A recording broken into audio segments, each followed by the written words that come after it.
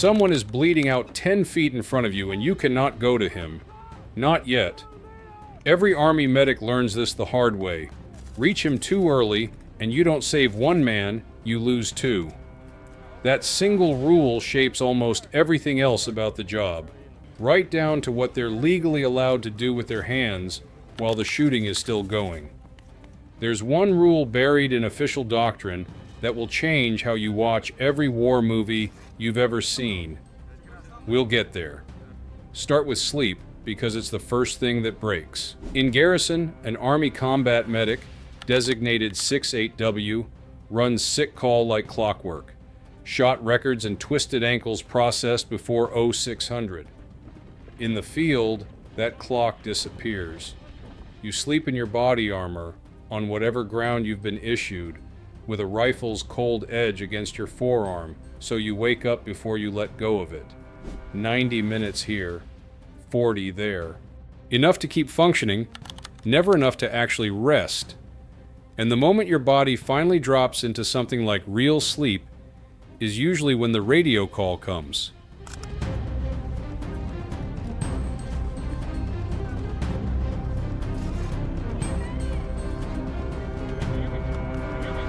Food follows the same logic. There's no chow hall 5 minutes from a mountain ridge. Meals come out of a pouch, eaten cold, standing up, between checking a casualty's airway and rechecking your own team's ammo count. Some days there's a hot meal. Some days there's just whatever's left in the bottom of the pack from 2 days ago. Medics learn to eat fast and without noticing what they're eating, because the next thing that needs their hands might be a person, not a fork. That was the world Staff Sergeant Ronald Shurer was living in on April 6, 2008, in Afghanistan's Shock Valley. Shurer wasn't a standard 68W. He was trained further past that baseline as a Special Forces medical sergeant, and on that morning, he was the only medic for his team. Within minutes of stepping off the helicopter, roughly 200 enemy fighters opened up on them from higher ground. Shurer's job for the next several hours wasn't glamorous. It was exhausting, filthy, and it never once stopped.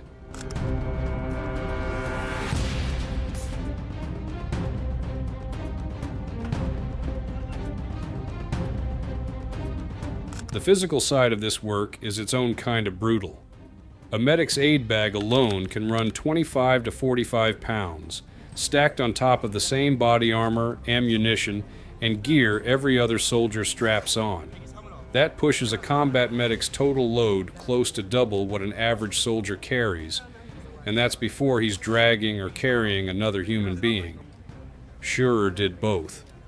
He fought his way up a mountainside for close to an hour to reach his pinned-down teammates, then treated 4 critically wounded Americans and 10 wounded Afghan commandos, one after another, for more than 5.5 hours. Partway through, he was shot too. A round hit his helmet, another his arm, while he sprinted 15 meters through open ground to reach his team sergeant. He got up and went back for the next one. Later, he helped lower 3 non-ambulatory wounded down a nearly 60-foot cliff face, using his own body to block debris and gunfire on the way down.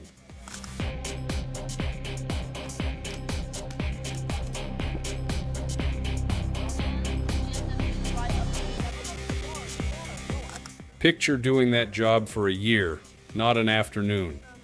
Your hands have to stay steady enough to find a vein while your own heart is slamming against your ribs, and they usually do, because the alternative is that someone dies while you fall apart.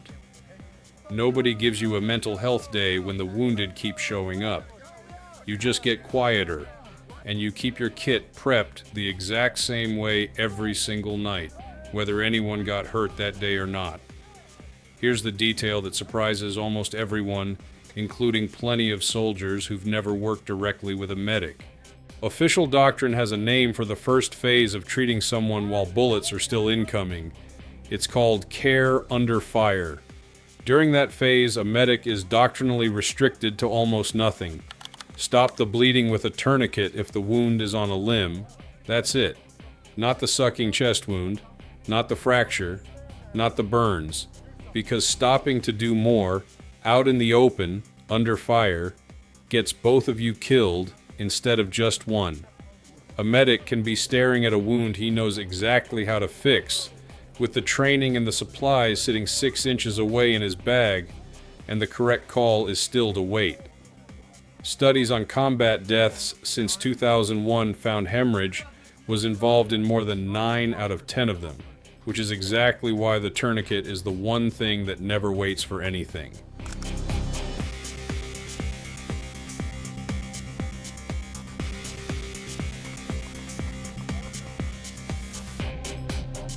The training gets you through the tourniquet. Nothing really gets you through the ones you couldn't fix. Every medic who's done this job long enough carries a short list of names, and it doesn't get shorter with more deployments. It gets heavier.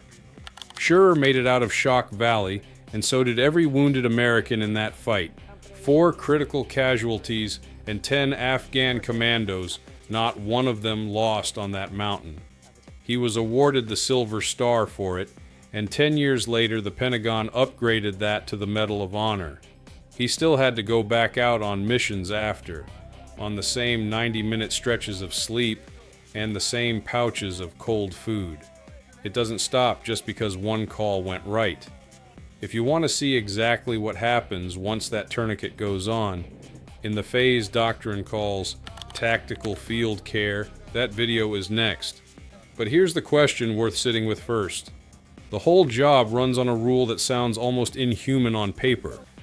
Sometimes saving someone means making yourself wait while they're still bleeding, because reaching them 1 second too early gets you both killed instead of just one. Combat medics, or anyone who's worked real triage, I want to know, where's your line, and how close have you actually come to crossing it?